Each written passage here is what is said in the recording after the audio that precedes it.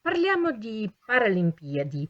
Mentre stanno per concludersi le Olimpiadi di Parigi 2024, sono alle porte invece le Paralimpiadi, i giochi estivi paralimpici che saranno disputati sempre a Parigi.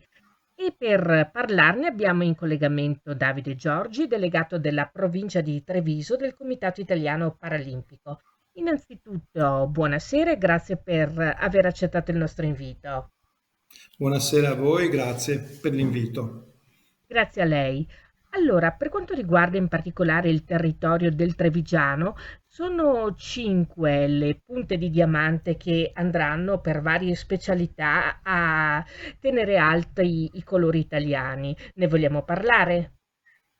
Certo, anche in questa nuova edizione delle Paralimpiadi la provincia di Treviso viene premiata del grande lavoro che si sta svolgendo come Comitato Italiano Paralimpico.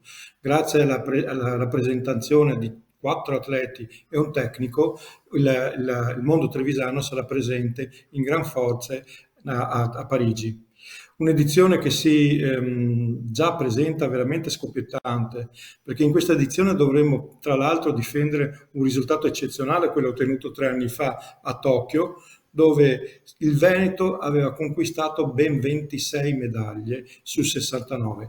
Questa edizione qua, per i nostri trevisani, sarà un'edizione in cui ci auspichiamo una riconferma della campionessa che è ormai pluripremiata, Bebe Vio, e che spero trascinerà con il suo entusiasmo alla grande una disciplina bellissima come la scherma e trascinerà i colori dell'Italia.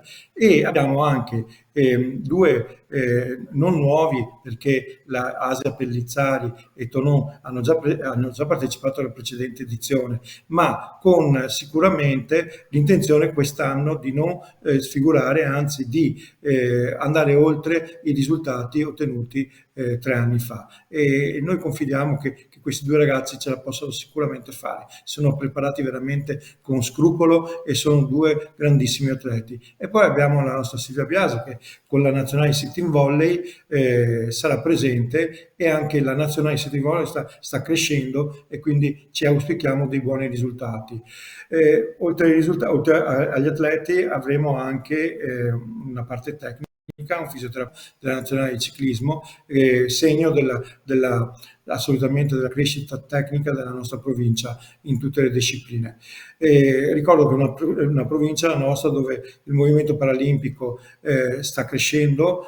Siamo passati da una presenza di circa una trentina di società a una sessantina di società negli ultimi 7 anni, e quindi abbiamo quasi raddoppiato, più che raddoppiato, il movimento, e da cui spero i nostri cari atleti che ogni giorno solcano le palestre, le piste e le piscine della provincia di Treviso possano prendere ispirazione da questi loro colleghi che stanno coronando un sogno, quello che ha un atleta, cioè quello di partecipare a una Paralimpiadi. Concludo dicendo, questo primo intervento dicendo, ricordiamoci che queste Paralimpiadi del 2024 per l'Italia sono il preludio, per noi del Veneto specialmente, alle Paralimpiadi che nel 2026 avremo qua nel Veneto. Quindi saranno veramente molto seguite, perché sono un'anticipazione anche di ciò che ci aspetta tra 2 anni qua nel Veneto. E a proposito di Veneto, i numeri che parlano chiaro per quanto riguarda la spedizione olimpica italiana, perché gli atleti che saranno presenti alle Paralimpiadi di Parigi saranno 141, e di questi 11 uomini e 8 donne, quindi 19 atleti, sono veneti. Quindi, che dice, il movimento è in crescita anche in Veneto in generale, oltre che in Italia, il movimento paralimpico, intendiamo dire ovviamente. Il movimento paralimpico nel Veneto è decisamente in crescita. e questo grazie all'immenso lavoro fatto dal Comitato Paralimpico, dei grandi sforzi di assistere le società sportive olimpiche e paralimpiche nel fare accedere nel proprio contesto e all'interno delle proprie attività il mondo della disabilità. Si sono aperti parecchie occasioni di informazione all'interno delle ASL, degli sportelli, all'interno delle scuole stiamo facendo un grande lavoro di diffusione. Sul territorio il Comitato Italiano Paralimpico Veneto è presente con le sue delegazioni e con le sue società. Un gran lavoro che è stato premiato soprattutto dall'adesione di tante società e quindi dall'aumento degli atleti. Anche se siamo ancora troppo pochi, comunque abbiamo un numero importante e soprattutto una qualità altissima dei nostri atleti. Come dice il nostro presidente regionale Vilnai, dobbiamo ancora pensare di crescere, continuare a lavorare sodo come stiamo lavorando in questi ultimi anni all'interno delle scuole del mondo e del mondo sanitario e quindi in generale all'interno del territorio e quindi poter poi nelle prossime edizioni donare a altri atleti in altre discipline.